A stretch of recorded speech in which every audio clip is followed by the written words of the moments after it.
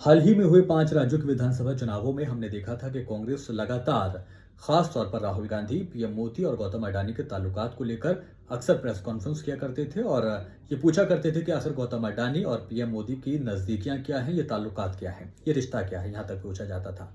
लेकिन अब जो खबर आई है वो ये बताती है कि शायद कांग्रेस के तेवर अब गौतम अडानी के प्रति नर्म हो गए हैं।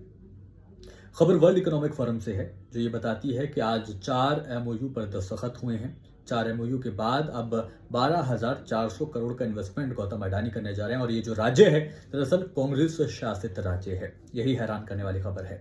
जो कांग्रेस लगातार घेरा करती थी बीजेपी को, अब खुद गौतम अडानी उन्हीं के राज्य में यानी कि कांग्रेस के शासित राज्य में इन्वेस्ट करने जा रहे हैं। 12,400 करोड़ का इन्वेस्टमेंट होगा।